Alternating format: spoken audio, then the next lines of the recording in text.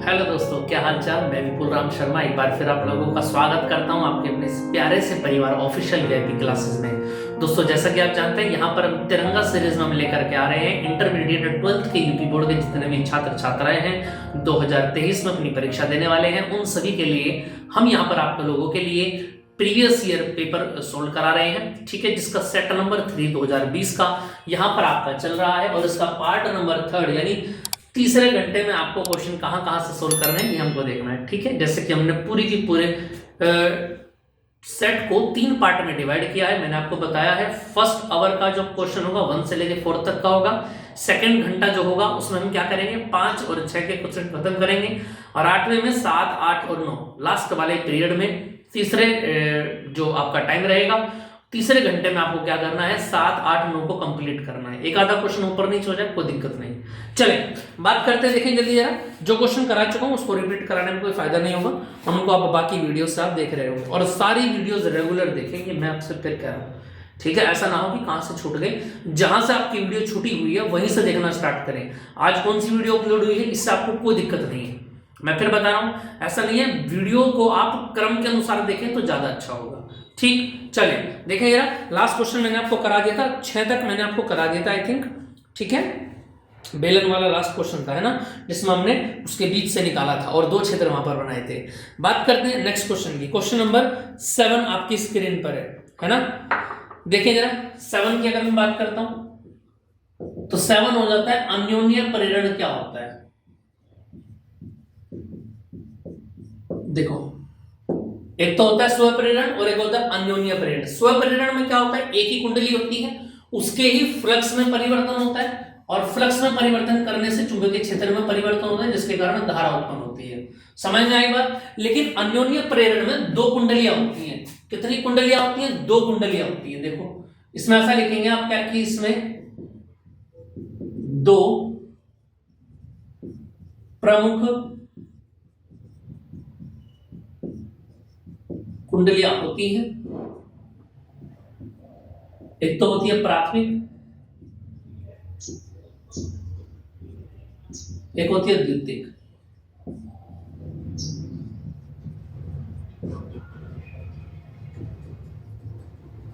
यानी कि प्राइमरी कोयल पीसी और सेकेंडरी कोयल एससी।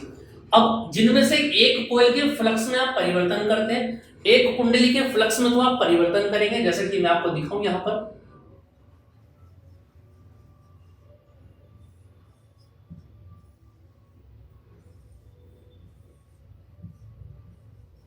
ये 2 कुंडली आपको यहां पर दिखाई दे रही है। ठीक है, ये इनपुट हो जाता है और ये आउटपुट हो जाता है। ठीक है, ये प्राइमरी कॉइल है और ये सेकेंडरी कॉइल है। एक कुंडली के तो फ्लक्स में आप परिवर्तन करेंगे जिससे कि दूसरी कुंडली में अपने आप क्या होगा, प्रेरित धारा उत्पन्न हो जाएगी। क्या उत्पन्न हो जाएगी, प्रेरित धारा, यानी कि आई करंट उत्पन्न हो जाएगा। समझ में, यानी प्राथमिक कुंडली के धारा चुंबकीय फ्लक्स के मान में परिवर्तन करने से द्वितीयक कुंडली में जो धारा उत्पन्न हो जाती है उसी को हम क्या कहते हैं, अन्योन्य प्रेरण गुणांक कहते हैं। ठीक है, ट्रांसफॉर्मर इसी का उदाहरण है।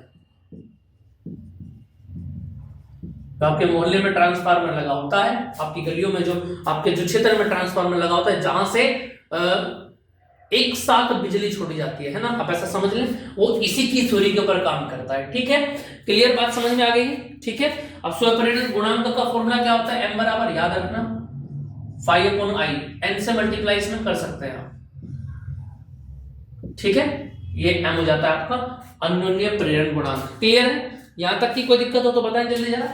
समझ में आ गई बात। चलो इतना आपको क्लियर हो गया होगा। यही आपको इसकी थ्योरी भी लिखना है। अब इसमें और पूछा क्या गया है, देखिए जरा, क्वेश्चन को ध्यान से पढ़ें, स्क्रीन पर क्वेश्चन है आपके।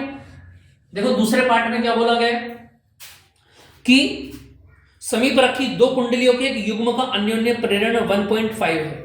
यानी 2 कुंडलियां एक दूसरे के पास पास रखी हैं। जैसे कि अगर मैं बोल दूं 2 कुंडलियां पास पास रखने का मतलब क्या है, देखना जरा। इसको आप ऐसे भी बना सकते हैं डायग्राम को। ये पहली कुंडली है और यहां से दूसरी, ये प्राइमरी कॉइल है और ये सेकेंडरी कॉइल है। इसके फेरों की संख्या n1 कह दो, इसके फेरों की संख्या n2 कह दो। क्लियर बात समझ में आई कि नहीं। ये प्राइमरी कॉइल, ये सेकेंडरी कॉइल। अब पूछा क्या गया है कि दोनों की दोनों कुंडलियों में एक कुंडली में दो, अच्छा क्वेश्चन ये है कि अन्योन्य प्रेरण की परिभाषा बताइए, बता दी गई है। दो समकक्ष परिनलिकाओं, ये परिनलिका, अच्छा परिनलिका, हाँ ठीक, कोई इसी को डायग्राम को बनाएगा, परिनलिका में भी कोई दिक्कत वाली बात आपकी नहीं है, ये परिनलिका है, ठीक है। और इस परिनलिका में क्या बनाना है, अन्योन्य प्रेरक का व्यंजक प्राप्त कीजिए, एम का फॉर्मूला निकालना है।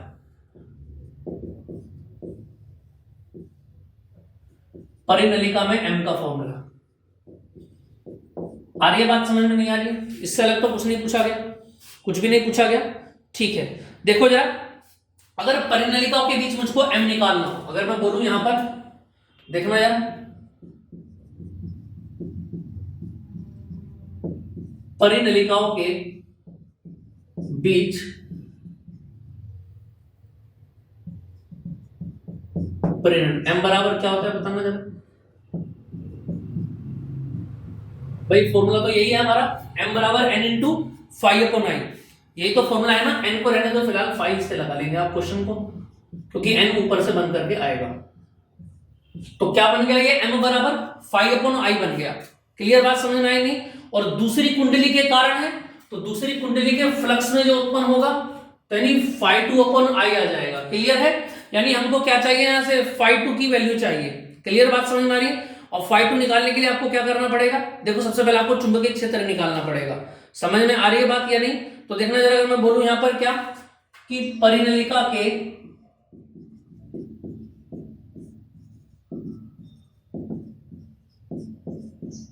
केंद्र पर उत्पन्न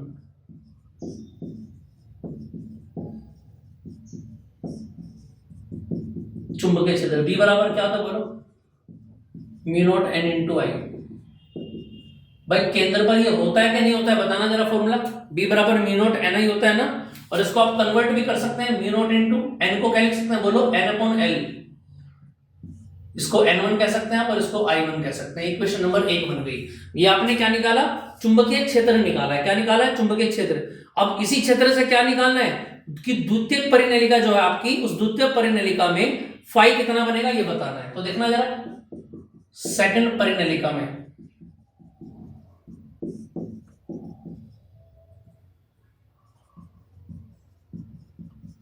परिवर्तित फ्लक्स, तो बताना जरा फाई बराबर क्या होता है, B इंटू ए होता है कि नहीं होता है। और दूसरी में जो फ्लक्स में परिवर्तन होगा उसमें किस किस के कारण होगा, याद रखना, पहली के चुंबकीय क्षेत्र के कारण और पहली के क्षेत्रफल के कारण। अगर मैं चुंबकीय क्षेत्र की बात करूं तो कितना आएगा बोलो, B μ0 n1/l, और फिर दूसरे क्या जाएंगे याद रखना, इंटू i1, और a1 को क्या लिखेंगे बोलो, पाई r1 का स्क्वायर। इतनी बात समझ में आई कि नहीं है बताना जरा। यहां तक किसी को कोई दिक्कत, किसी भी तरीके की कोई दिक्कत हो तो बताओ जरा। आ रही है बात समझ में नहीं? इतनी बात क्लियर है? चलो जी, इतनी बात क्लियर हो गई है। इसको फॉर्मूले को ओपन करना चाहे ओपन भी कर सकते हैं, ऐसे ही लेकर के चलना चाहिए, ऐसे भी लेकर के चल सकते, लेकिन एग्जाम में याद रखेंगे बेटा जी क्या, कि अगर एरिया आपको नहीं दे रखा होगा तो एरिया को आप ओपन कर लेंगे पाई आर स्क्वायर से। समझ में आ गई बात? तो यहां से एकदम फिक्स फॉर्मूला आ जाता है आपका, μ0 को बाहर ले लो, n1 n2 i1 a1/l आ जाता है। इक्वेशन नंबर 2 आपकी बन जाती है। यहां तक कोई दिक्कत हो तो बताएं जरा, एल ही रहेगा। समझ में आई बात यानी? क्लियर है? ठीक है, चलें जरा अब इससे आगे की बात को स्टार्ट करते हैं। अब मुझको निकालना क्या है, मेरे पास फाई 2 तो आ गया, मुझको निकालना क्या, एम निकालना है। एम ही तो निकालना है ना। तो दूसरे के फ्लक्स में परिवर्तन हुआ, लेकिन किस तरह के कारण, पहले के करंट के कारण, यानी कि एम बराबर क्या बनेगा बोलो, फाई 2 कितना ऊपर से, देखो इसको जब आप डिवाइड करोगे तो फाई 2 ये पूरा का पूरा है, और इसको डिवाइड करना है i1 से, तो i1 से i1 कट जाएगा तो क्या बचेगा बोलो, μ0 n1 n2 a1/l। ये फॉर्मूला समझ में आ रहा है कि नहीं आ रहा है आपको बताना जरा। इतना पॉइंट क्लियर हो रहा है? तो m बराबर कितना आ गया आपके पास, μ0 n1 n2 a1/l बन गया। क्लियर है इतनी बात या नहीं? यहां तक कोई दिक्कत हो तो बताओ जरा। क्लियर बात है? चलो जी, इतनी बात समझ में आ जाती है, और यही क्या हो जाता है आपका आंसर हो जाता है। ठीक, यही आपको प्रूफ करके लेके आना था। ठीक, और क्या पूछा गया क्वेश्चन में, देखना जरा। क्वेश्चन में क्या बोला गया, समीप रखी परिनलिकाओं के बीच एक युग्म का अन्योन्य प्रेरण 1.5 हेनरी है। इसका सेकंड पार्ट, m बराबर 1.5 हेनरी है, ठीक है। और पूछा गया क्या, एक से के कुंडली 0.5 सेकंड में डेल्टा टी बराबर 0.5 सेकंड पूछा गया, बोला गया है, ठीक है। और इस 5 सेकंड में क्या हो जाता है, धारा शून्य से क्या हो जाती है 20 एम्पियर हो जाती है। यानी I1 बराबर कितना था, 0, और कितना हो गया 20 एम्पियर हो गया यहां से। समझ में आई बात। और पूछा क्या कि दूसरी कुंडली से बंद चुंबकीय फ्लक्स में परिवर्तन ज्ञात कीजिए। दूसरी कुंडली में निकालना है, सेकेंडरी वाली में। भाई सेकेंडरी में निकालना है ना, तो सेकेंडरी में कैसे निकालेंगे बोलो जरा। अगर मैं बोलूं आपसे फाई बराबर क्या लगेगा बोलो, m/i लगेगा कि नहीं लगेगा बोलो। m कितना है यहां से 1.5, और i की जगह क्या लिखेंगे आप बोलो। इसको आप ऐसे लिख सकते हैं I2 माइनस का I1, जैसे डेल्टा I बन जाएगा ना। अब देखो ये कहां से आया फॉर्मूला, अगर मैं पूछूं आपसे, देखो बेटा जी हमको पता है m बराबर क्या होता है delta phi upon delta I। अगर मैं यहां से डेल्टा फाई निकालता हूं ये वाला, तो कैसे निकलेगा, क्रॉस मल्टीप्लाई करो m इंटू डेल्टा I, है ना। और इस m इंटू डेल्टा I को आप कैसे लिख सकते हैं, ये मैंने लिख दिया यहाँ पर। I को कैसे, I2 माइनस I1 बोलो 20 एम्पियर माइनस का 0 एम्पियर। आगे बात समझ में कि नहीं आ गई। यहां से इसको क्लियर कर लेंगे और कितना आ जाएगा बोलो, 15 दूनी कितना बन जाएगा 30, यानी 3 वेबर। और यही आपका आंसर हो जाता है। क्लियर बात समझ में आ गई, यहाँ क्लियर समझ में आ रहा है ना, कोई दिक्कत तो नहीं है यहाँ से। चलो एकदम बढ़िया, आपको चीजें क्लियर समझ में आ रही है। देखो थोड़ा सा टाइम लग जाए कोई दिक्कत नहीं, लेकिन मेरा मानना यह है एक क्वेश्चन को आप अगर एक बार पढ़ रहे हैं तो इस तरीके से उसको स्टडी करें कि आपको कोई दिक्कत ना आए, ठीक।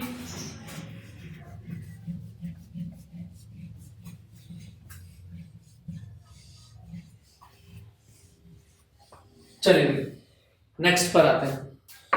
क्या बोला है, जो क्वेश्चन रिपीट होंगे उसको मैं दोबारा कराऊंगा नहीं, ठीक है। उसको आप बाकी की वीडियो से देख सकते हैं, ठीक। इसी का और करके क्वेश्चन और दिया गया, श्रेणी अनुनादी परिपथ में आवृत्ति बताइए। 7वें का ही है, श्रेणी अनुनादी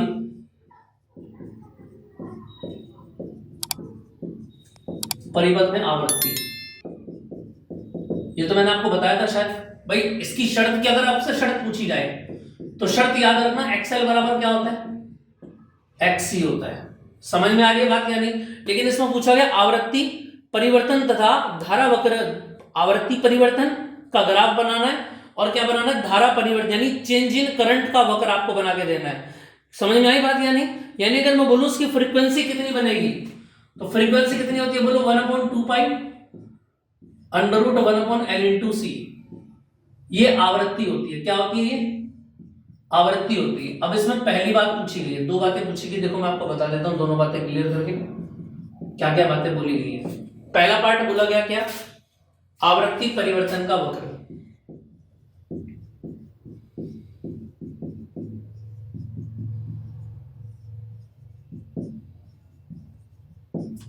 आवृत्ति परिवर्तन का वक्र बोला गया।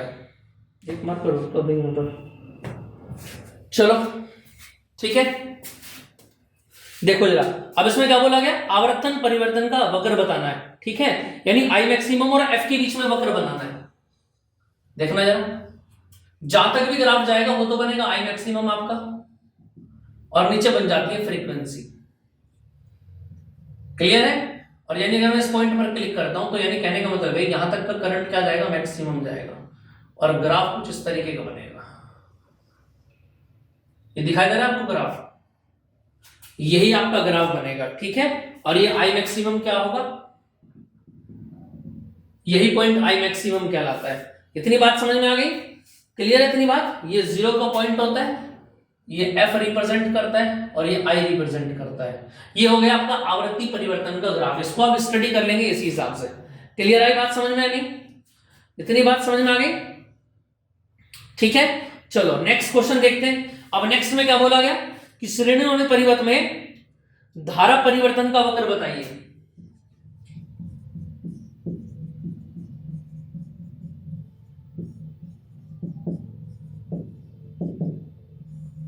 धारा परिवर्तन का किस किस के बीच में दिखाना है, Z के और F के बीच में बताना है।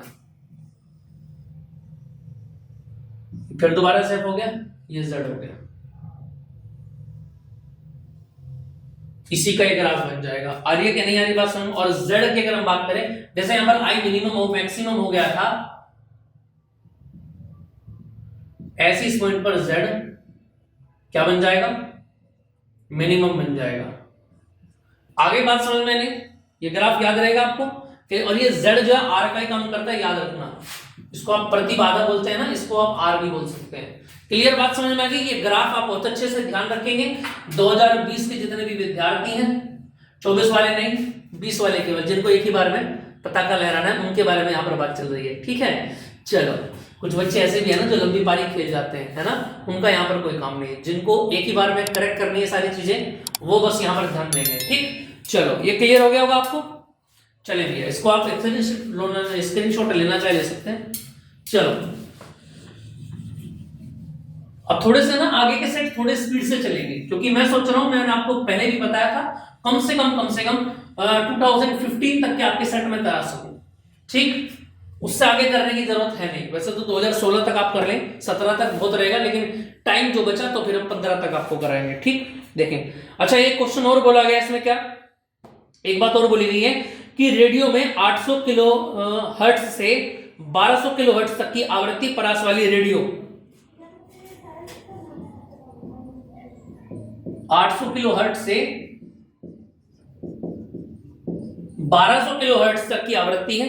ठीक है, रेडियो संचरण बैंड समस्वरित, समस्वरित का मतलब है, आप समझ रहे, ट्यून स्वर कैसा है का हो, तो परिवर्तित धारिता वाले संधारित्र की धारिता परास ज्ञात कीजिए। धारिता परास क्या होता है? याद रखना, धारिता परास होता है ओमेगा।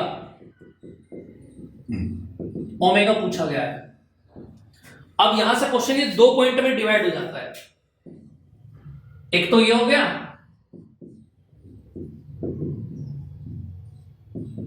जिसमें 800 किलो हर्ट्ज होगी, और दूसरा हो गया जिसमें इसको ओमेगा 1 कह दो और इसको ओमेगा 2 कह दो, 1200 किलो हर्ट्ज। समझ में आ रही है कि नहीं आ रही? इतनी बात समझ में आ गई? ठीक है। अच्छा, हर्ट्ज वोल्ट कहां से आ गया भाई? और आवृत्ति बोली है ना, तो उसको न्यू आप बोल सकते हैं ना, इसको न्यू 1 कह दो, इसको न्यू 2 कह दो, है ना। अगर मैं इसको कन्वर्ट करता हूं तो कितना बनेगा बताना जरा भाई। किलो हटेगा तो 3 आएगा, 3 और 2 5, ये हो जाएगा। और यहां से कितना हो जाएगा बोलो? 12 गुना 3 और 2 5। समझ में आई कि नहीं? ये बात समझ में, यहां तक बात समझ में आ गई? क्वेश्चन क्या आप यहां पर लगाएंगे? देखो, अगर मैं बोलूं आपसे ओमेगा, ओमेगा कितना बनेगा यहां से बोलो जरा। ओमेगा का हमको क्या निकालनी है? धारिता निकालनी है ना। अरे धारिता तो निकालनी है ना। तो ओमेगा के 2 फॉर्मूले होते हैं। एक तो ओमेगा का फॉर्मूला क्या होता है बोलो? 2 पाई न्यू, है ना। और एक ओमेगा का फॉर्मूला कितना होता है? 1/2 pi under root L into C. Frequency के टर्म में जो फॉर्मूला होता है एल इंटू सी होता है खाली, है ना, अंडर रूट एल इंटू सी। क्लियर बात समझ में आई कि नहीं आई? आ रही है बात समझ में? अभी समझ गए आप कैसे आया फॉर्मूला? फ्रीक्वेंसी बराबर क्या होता था? मैंने भी आपको बताया था ऊपर, 1/2 pi under root L into C. लेकिन उस 1/2 पाई न्यू बराबर नहीं समझ में आया? देखो, हमारा होता था न्यू बराबर 1/2 pi under root L into C. यही तो फॉर्मूला होता था। हमको इसके अंदर क्या सेट करना है? ओमेगा भी तो लेके आना है ना। तो देखो जरा, यहां से अगर मैं बोलूं आपसे तो कितना बनेगा बोलो?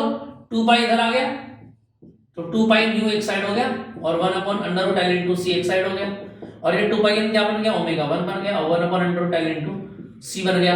दोनों तरफ का स्क्वायर करेंगे तो ओमेगा 1 का स्क्वायर बन गया, 1/L इंटू सी बन गया। और आपको यहां से सी निकालना है, तो देखना कितना बनेगा? L इंटू ओमेगा 1 का स्क्वायर। फॉर्मूला आया समझ में कि नहीं आया? तो L बराबर क्या? ओमेगा। C बराबर फॉर्मूला क्या बन गया? 1/L into omega square. यहां से ओमेगा की वैल्यू रख देंगे, L की वैल्यू रख देंगे, C का मान आ जाएगा। कर सकते हैं ना? ऐसी उम्मीद तो मैं तुम लोगों से कर सकता हूं कि अब आप इन क्वेश्चंस को कर सकते हैं। ठीक है बेटा, कमेंट जरूर कर दिया करो आपको क्लासेस कैसी लग रही है। कोई भी आपको चेंजेस चाहिए तो वो भी आपको यहाँ पर मिलेगा, घबराने वाली कोई बात नहीं है। किसी भी तरीके का आप चेंजेस चाहते हैं ना, तो मेरा नंबर नीचे आ रहा होगा आपको लिखा हुआ, वहां पर आप कॉल कर सकते हैं 9634519461 पर। किसी भी तरीके की आपको कोई टॉपिक समझ में नहीं आ रहा कि आप इस टॉपिक पर वीडियो बना के दीजिए, उस पर मैं 10 से 15 मिनट की वीडियो आप लोगों के लिए तुरंत बना दूंगा, है ना। जो भी चैप्टर आपको यूपी बोर्ड में समझना होगा, क्योंकि इतना कम समय में मैं ऐसा तो है नहीं कि सारी चीजें आपको करा पाऊंगा। 14 के 14 चैप्टर्स है ना, क्योंकि बाकी के चैप्टर्स की जो वीडियोस हैं वो इंग्लिश में है। समझ में आ रही है बात या नहीं? तो हिंदी वाले जो बच्चे हैं उनके लिए मैं अलग से एक शॉर्ट वीडियो बना सकता हूं, आप कमेंट कर दे जिस पर भी आपको वीडियो चाहिए। ठीक है, इसको आप कर लेंगे, यहां से ये सी आ जाएगा। यहां तक कोई दिक्कत किसी को? क्लियर आ गई बात समझ में?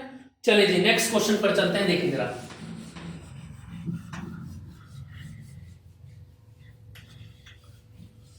देखो जी नेक्स्ट क्वेश्चन की अगर मैं बात करूं, क्वेश्चन नंबर 8 पर आ जाते हैं। क्या बोला गया? प्रकाश व्यतिकरण से क्या तात्पर्य है? एक व्यतिकरण किरण के पुंज के मार्ग में पतली पारदर्शी प्लेट रखने से किसी फ्रिंज के तीव्रता आइनोट हो जाती है, तो तीव्रता बताइए। समझ में आ रही बात या नहीं? भाई देखो सीधी सी बात यहां पर यह है कि ये क्वेश्चन मैंने आपको करा दिया था। ठीक है, करा दिया था ना ये वाला क्वेश्चन? क्लियर आ गया था ना क्वेश्चन ये वाला? भाई मेरे तो ध्यान है मैंने करा दिया था व्यतिकरण वाला। अच्छा ये दूसरा नहीं हुआ। अच्छा हाँ, जो व्यतिकरण वाला मैंने आपको कराया था वो फ्रिंजो वाला था, ये नहीं था। इसमें क्या दिक्कत है देखो मैं आपको बताता हूं, इधर ये भी सही हो, मेरे याद आ गया है ना, नहीं तो छूट जाता। फिर मैंने आपको दूसरे वाला करा रखा था, ये S1 है और ये S2 है।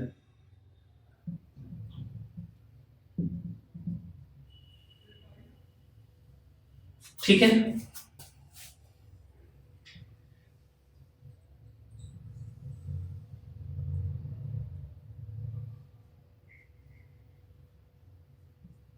ये T मोटाई है, ये बीच की दूरी है, ये वाला बिंदु M है, ये N है, ये O है।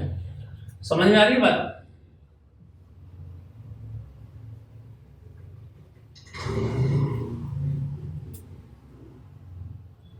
और इन दोनों की दूरियां डी है, और यहां तक की दूरी कितनी है बोलो? x है पूरी की पूरी, और ये बिंदु P है। अब हर बार की तरह दो किरणें चलती थी यहां से, S1P और S2P, दोनों के बीच की दूरी 2D हो जाती है यहां से यहां तक। डायग्राम याद आ रहा है ना व्यतिकरण जो मैंने आपको कराया था, संपोषी व्यतिकरण, विनाशी व्यतिकरण, बिल्कुल वैसे ही।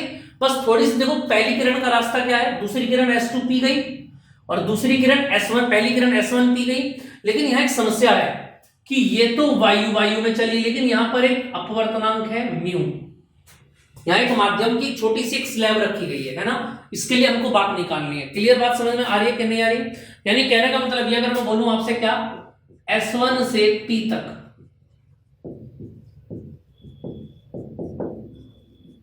प्रकाश को पहुंचने में लगा समय, भाई हमको पता है समय बराबर क्या होता है बोलो? दूरी बटे चाल। ये क्वेश्चन पूछा जाता है एग्जाम में, याद रखना इसको, अच्छा क्वेश्चन है। तो समय बराबर क्या बन जाएगा देखो, अगर मैं वायु की बात करूं तो समय t है और वेग v है, कोई दिक्कत नहीं है। लेकिन अगर मैं बात करता हूं क्या, इस पदार्थ के अंदर की, तो इसकी दूरी कितनी है बोलो? अच्छा इस पदार्थ की तो मैंने बता दिया आपको। अब इस वायु वाले एरिया की बात करता हूं, तो वायु वाला क्या बचेगा? इस पूरे को पूरे S1P में से अगर मैं t घटा दूं तो S1P माइनस का t, और बटे में कितना है c। इतना समझ में आया कि नहीं आया? तो ये S1P माइनस का t upon c plus t upon, अब v की अगर मैं बात करूं तो v का फॉर्मूला क्या अपॉन होगा बोलो? v बराबर क्या फॉर्मूला बनेगा यहां पर? c अपॉन म्यू होता है ना, c अपॉन म्यू कह दो या n कह दो। t बराबर S1P minus t upon c, इस म्यू को ऊपर ले गए, mu into T upon c आ गया, यानी t बराबर क्या बन गया? S1P प्लस, यहां से आपने क्या कर दिया, म्यू माइनस 1 और t को बाहर ले लिया, अपॉन में c आ गया, यानी ये बन गया समय बराबर दूरी बटे चाल।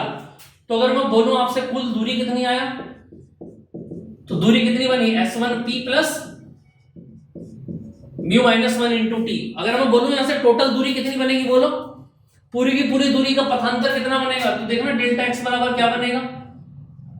S2P में से माइनस कर देंगे आप S1P plus mu minus 1 into T.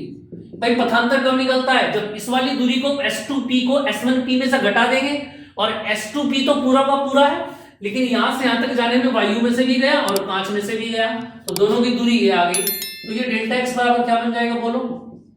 S2P minus S1P minus mu minus 1 into T, delta x बराबर। अब देखो ये वाला जो फॉर्मेशन है S2P माइनस S1P हमने पहले निकाला था, और पहले निकालने पर क्या आया था बोलो, 2D upon D into x. ये याद होना चाहिए आपको, याद रखना, ये पहले वाले में से डायरेक्ट उठा के यहां पर रखेंगे। क्लियर बात समझ में आ गई? ये क्वेश्चन नंबर आपकी 1 बन गई।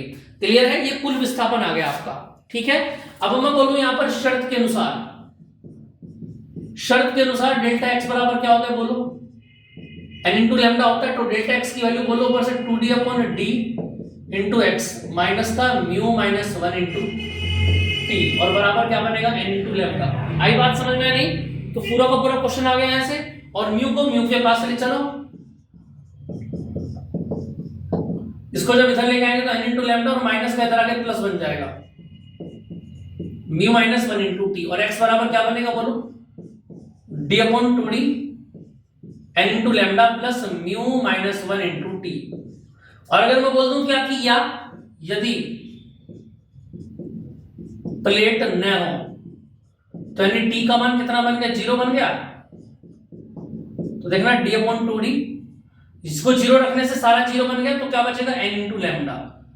अब कुल विस्थापन अगर मैं बोलूं आपसे तो x कितना बनेगा बोलो, x डबल डैश बराबर, इस पूरे में से इसको माइनस कर दोगे, x माइनस x डैश, और जब इस पूरे में से इसको माइनस करोगे तो क्या बनेगा, d upon 2d n into lambda से ये कट जाएगा, क्या बचेगा बेटा ये बताना जरा, म्यू माइनस 1 इंटू टी, यानी d upon 2d mu minus 1 into T, ये आ गया आपका x, और यही आपसे एग्जाम में पूछा गया था। क्लियर बात समझ में आ रही है कि नहीं आ रही है? यहां तक कोई दिक्कत तो नहीं है? क्लियर समझ में आ रहा है ना सभी को? चलो जी, इतना पॉइंट क्लियर हो गया, नेक्स्ट पर चलते हैं। चलिए, इतनी बात क्लियर समझ में आ गई आपको, इससे आगे की बात स्टार्ट करते हैं। देखिए जरा, अब नेक्स्ट क्वेश्चन आ जाता है, क्वेश्चन नंबर 9। देखिए लास्ट क्वेश्चन है, क्वेश्चन को बहुत अच्छे से समझना है, और बढ़िया क्वेश्चन एग्जाम में पूछ लिया जाता है। ठीक है, चले, और मेरा फेवरेट भी है, जैसे कि मैंने आपको बताया लास्ट का जो क्वेश्चन मिलेगा वो याद रखना इलेक्ट्रॉनिक डिवाइस में से ही मिलेगा, चैप्टर नंबर 14, और वहां से क्वेश्चन एग्जाम में पक्का आएगा। ठीक है, दृष्टि कार्य के ऊपर ज्यादातर हमने क्वेश्चन जितने भी सेट देखे, तीनों सेट में दृष्टि कार्य से रिलेटेड ही क्वेश्चन पूछा गया है। देखिए यार, क्या क्वेश्चन बोला गया, पीएन संधि डायोड का पूर्ण तरंग दृष्टिकारी परिपथ आरेख खींचकर इसकी कार्यविधि का उल्लेख कीजिए। अब देखो, ये मैंने आपको बताया भी था कि दृष्टिकारी किस तरीके से काम करता है, क्लियर बताया था ना मैंने आपको। मैं फिर भी इसका डायग्राम दिखा देता हूं आपको एक बार।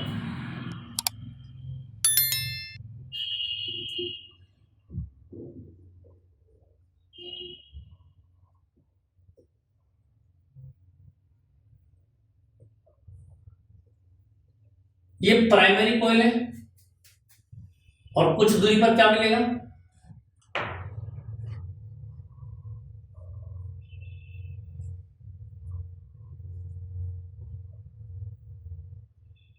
ये S1 है और ये S2 है। और पूर्ण तरंग दृष्टिकारी में आपको याद होगा हमने 2 डायोड यूज किए थे,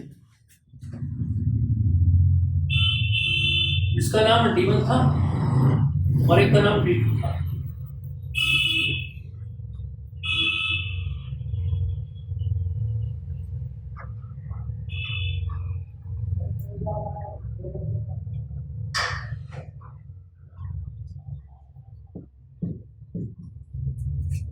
क्लियर है इतनी बात? चलिए जी, इतनी बात क्लियर है। ये डायग्राम आपको मैंने बता दिया था, और ये जो आपका पॉइंट बना हुआ है लास्ट वाला, इसी को, यह आपका आउटपुट होता है, और यही आपका होता है लोड RL, यहां से करंट निकलता है।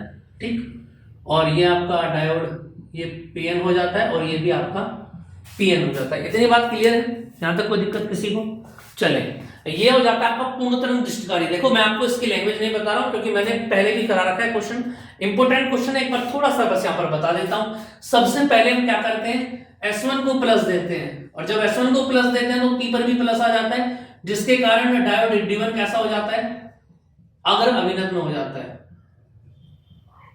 है ना, और D1 के कारण क्या हो जाता है, करंट बहना स्टार्ट हो जाता है, और S2 पर इसी समय माइनस आता है, तो ये D2 कैसा चला जाता है बोलो, उत्क्रम अभिनत में, और यहां पर D1 के कारण करंट नहीं बहता। समझ में आई बात? अब उसके बाद ये कन्वर्ट हो जाता है, फिर हम दोबारा से S2 को प्लस देते हैं और S1 को माइनस देते हैं। जब S2 को प्लस देते हैं तो D2 के P पर क्या आ जाता है, प्लस आ जाता है, जिसकी वजह से क्या हो जाता है, D2 कैसा चला जाता है बोलो, इस बार D2 कैसा हो जाता है, अगर अभिनत में करंट बह जाता है D2 के कारण, लेकिन D1 कैसा चला जाता है, उत्क्रम में, और D1 के कारण कोई करंट यहाँ पर नहीं फ्लो होता। आई बात समझ में या नहीं? क्लियर है? यही आपका पूर्णतः निर्दिष्ट कार्य होता है। इसके ग्राफ की अगर बात की जाए तो देखना जरा, पहला ग्राफ तो ये होता है, ये तो एसी होता है, एसी को डीसी में कन्वर्ट करता है, और ये कैसे करता है, अपर हाफ को भी लोअर हाफ को भी, अपर हाफ को भी लोअर हाफ को भी, सबको ही कन्वर्ट कर देता है डीसी में। ये एसी होता है, ये डीसी, ये इनपुट है जो आपने दी इसको, ये आउटपुट है। क्लियर है? चलो इतनी बात आपको समझ में आ गई होगी। ये करा रखा है मैंने पीछे की वीडियो में भी, वहां से भी आप इसको देख सकते हैं।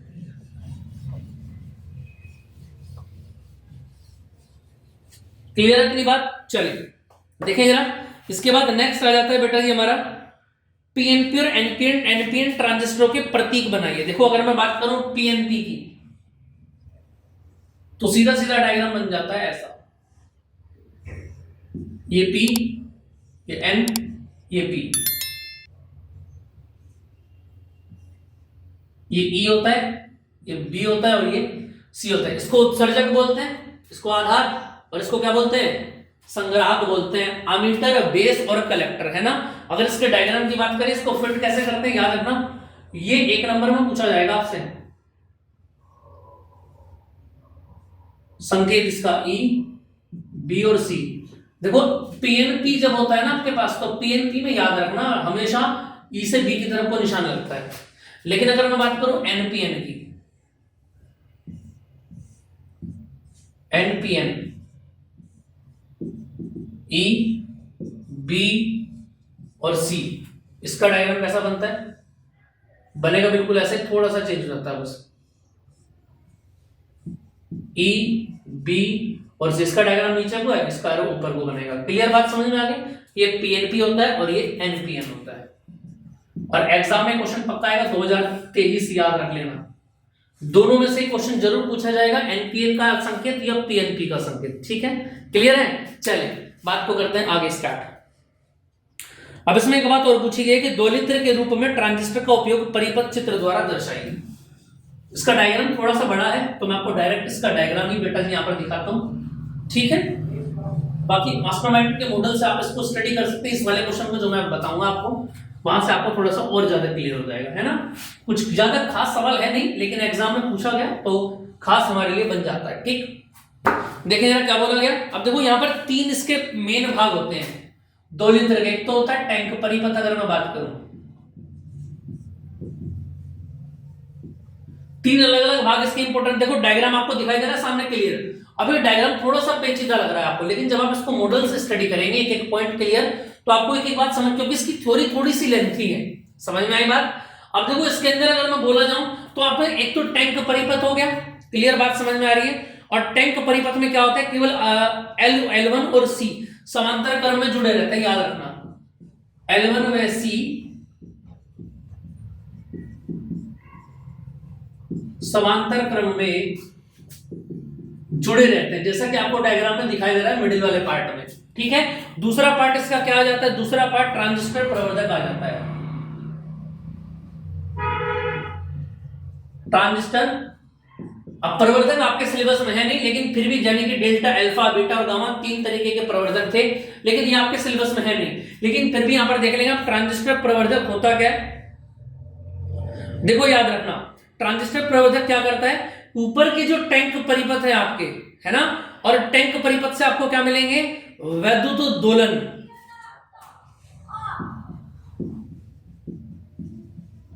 टैंक परिपथ से प्राप्त जो वैद्युत दोलन है, जो वैद्युत दोलन आपको मिलेंगे इलेक्ट्रिकल, जो आपको ऊपर से मिलेंगे, उनको क्या कर देगा, निवेशी के रूप में दिखाएगा, इनपुट करेगा, उनका निवेशी के रूप में प्रदर्शित करता है।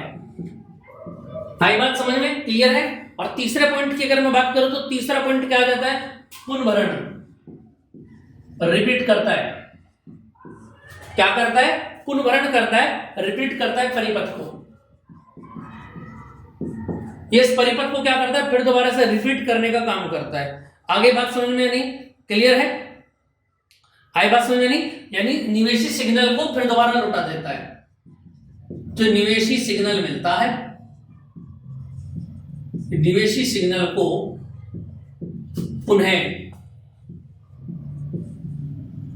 पुनरावृत्ति कराता है। क्लियर बात? इसके बारे में इतनी बातें आप लिखेंगे, ठीक है। डायग्राम को बहुत अच्छे से याद रखेंगे, डायग्राम को एग्जाम में पूछा जाता है। क्लियर बात समझ में आई? तो दोस्तों यहाँ पर आपका सेट नंबर 3 कंप्लीट हो जाता है। अब मिलेंगे आगे नेक्स्ट सेट नंबर 4 में आप लोगों के साथ। आगे के सेट आप जारी रखिए, जितना भी समय आपको मिलता है उतने समय में सेट को ज्यादा से ज्यादा लगा के दें। जो डाउट आएंगे उस पर गोला खींच लें और उसी के अकॉर्डिंग आपकी वीडियो देख करके, जैसे आपको पता लग गया है पहले पार्ट में 4 तक के क्वेश्चन है, दूसरे पार्ट में 6 तक के क्वेश्चन है और लास्ट वाले पार्ट में 7 से 9 के क्वेश्चन आपको मिलेंगे। तो जो भी डाउट है आपको उसी वीडियो को ओपन करें, वहां से क्वेश्चन को पढ़ लें। ठीक है दोस्तों, जय हिंद दोस्तों, मिलते हैं नेक्स्ट क्लास में और टॉपिक के साथ। जय हिंद।